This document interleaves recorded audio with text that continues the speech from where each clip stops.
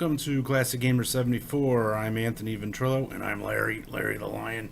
And today is episode 22, where we are going to be talking about early superhero games on the Atari 2600.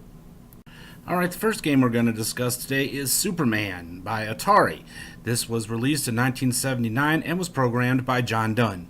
In 1978, the blockbuster film Superman was released, starring Christopher Reeve, and so this would be one of the first times that a video game tie-in was made for a movie. What was the first one? That's a good trivia question for today. What was the very first video game that was a tie-in to a movie? Think about it, and we'll give you the answer at the end of the video. Although the film was a massive success, both financially and with critics and fans alike, critics really didn't like this game for some reason. I think because it was too hard for them. That makes a lot of sense. Anyway, judge for yourself. Let's get to it. Alright, now you start the game and you see that Lex Luthor and his buddies have destroyed a bridge. This is a job for Superman. Head into the phone booth and away we go. Now your object in here is to restore the bridge, catch all the bad guys, put them in jail, and that's pretty much it. Yep, it is. Now, of course, if that was it, that would be too easy for a video game, so you have to watch out for that helicopter that likes to steal the bridge pieces. Again, you have Lex Luthor and his buddies making things hard, and you have kryptonite, that little beeping sound you hear there. Don't let it get you. If it does happen to get you, all you have to do is pick up Lois Lane, and you're healed again. Yep, there she is. I just saved her from that helicopter. It happens a lot. And that helicopter can be kind of... Oh! Alright, I'm healed. Now let's get this bridge together and get these bad guys picked up. When you find a piece, it's best to kind of set it as close to the bridge as possible, or just make a pile of pieces. Alright. Caught the bad guys, let's fix the bridge.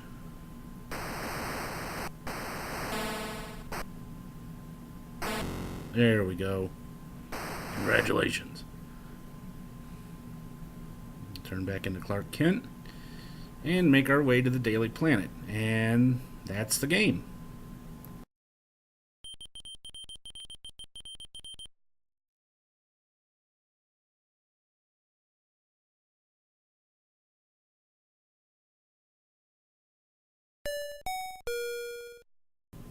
Next up, from 1982, we have Spider-Man. This was made by Parker Brothers and was programmed by Laura Nikolic and David Lampkins.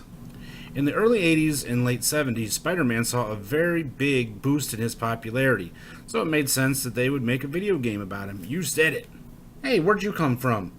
Oh, I just passing by. I thought I'd come and see what y'all was doing in here. Oh, yeah, we're doing a video. Well, that's obvious. Can I help out? Sure. Hey, wait a minute. Where's Larry? He said something about having to go to the bathroom, so you know he's going to be in there for a while. Oh, that's true. Okay, well, thanks for stopping by and helping. No problem. Anyway, as I was saying, there were a big resurgence in popularity for Spider-Man in the late 70s and early 80s. They had a whole new line of action figures and toys, and they had that really bad TV show, and they had a cartoon series that was very popular. Hey, man, why'd you cover my mouth for? Because I don't think Marvel wants us to bring up that really bad TV show from the 70s. I think them and CBS are trying to pretend it never happened. Oh yeah, you got a point there. That was a pretty bad show. It wasn't the guy that played Ep on Green Acres the guy that played Spider-Man? No, it was Nicholas Hammond. Oh. Probably would have been better if Ep had played a role. Well, I agree. Well, as much as I liked Ep, I really don't think even he could have saved that show. It's best we just kind of pretend it never happened. Okay, you got a point there. Anyway, this game, you're Superman. Spider-Man. Oh yeah, sorry, my brain's all messed up from thinking about that TV show. Yeah, that would do it. Anyway, in this game, you're Spider-Man, and you are trying to climb to the top of this building. And on the way, you can pick up some of those bad guys that are hanging out by the window, but they can also cut your line. And then you got the Green Goblin up there, who you gotta try to stop. Well, actually, you just gotta get past him and get into the penthouse where they got that bomb. So, oh, there he is. I can't stand that dude. He a bad dude there. Get in the window. Alright. Now, in upcoming levels, all you have to do is the same thing, except for you only have so much time. You see that little red line there at the bottom? That's the amount of time you have to get finished with the level, and it's also the amount of web fluid you got. So you got to get up there real quickly. Now, each time it gets a little more difficult. You got the bombs, you can catch them if you can, and you got maybe the green goblin maybe 2 or 3 times trying to stop you. Pretty fun game. To be honest with you, when I got this game back in the 80s, I could not stop playing it. And that's probably the reason why my mama took my Atari away for a while. Yeah, it happened to me too, so I hear what you're saying. Hey! Hey! Oh, Larry, you're back. Yeah, somebody locked me in the bathroom. I didn't do it. I didn't do it either. Oh, yes you did. Well, let's finish the game. Anyway, so we're nearly to the top here. Now, as I said earlier, for extra points, you can pick up those bombs. They don't really do any structural damage to the building itself. That would be the bomb up in the penthouse. But you can pick them up for extra points. Oh, got one right there. Good job. How far did you make it on this game when you played it back in the day?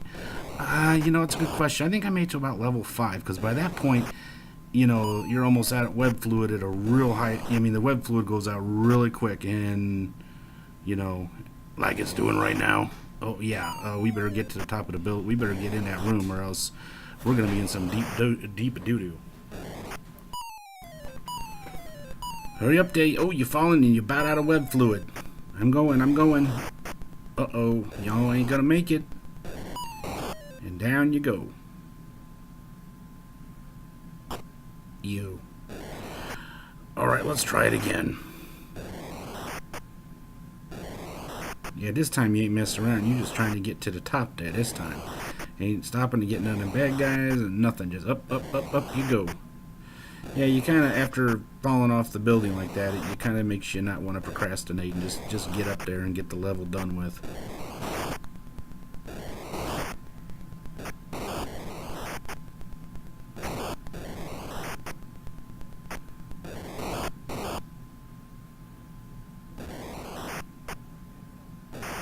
Oh, that's got to be some kind of record for that level, I tell you what.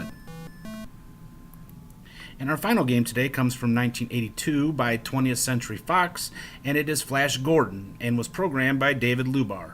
Flash Gordon was a comic series from the 1930s, and was later made into film serials.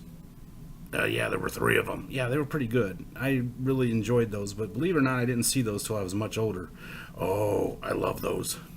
Yeah, so did I. But I'll be honest with you, my favorite was the cartoon series that came out in the late 70s. Oh, I have to agree with you totally on that one. Especially that animated film that they made. Oh, it was great. That was one of the first cartoon movies I ever saw as a kid that was not a Disney movie. I loved that movie. I think I've seen it like a bunch of times. Yeah, so did I.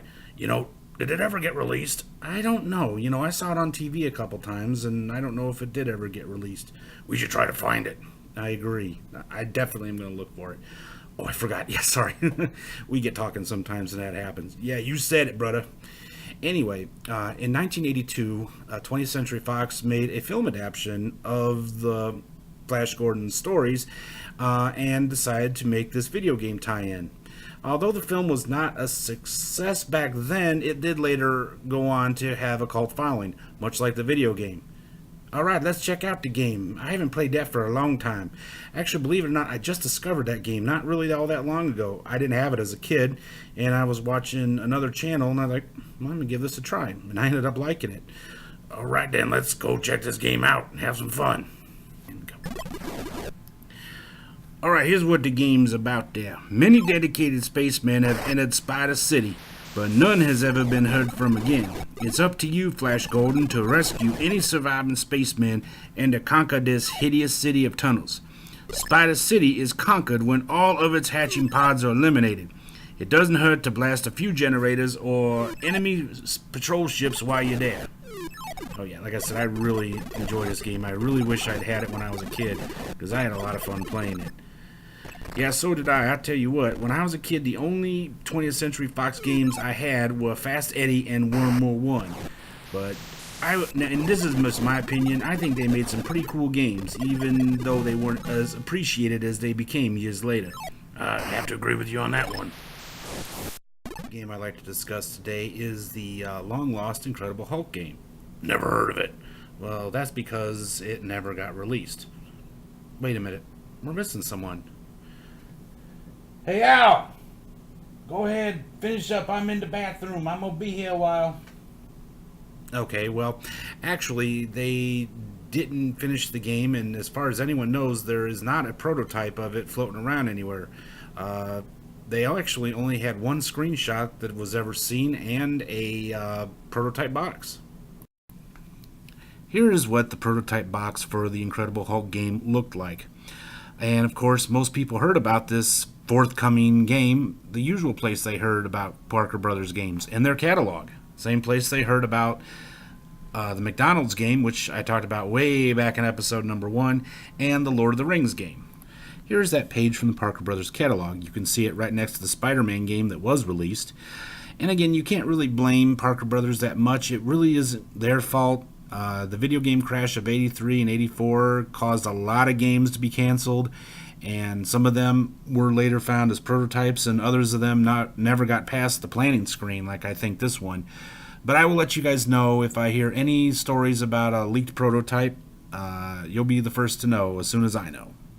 However, in 2003, a gentleman by the name of Mr. Quack created a hack. Quack. You're a poet and you know it. That's true. Anyway, a hack of the game was made based on the whole concept of the Incredible Hulk from the game Frankenstein's Monster. And you can get it, guess where? AtariAge.com. Right, exactly. Best place to go for anything Atari related.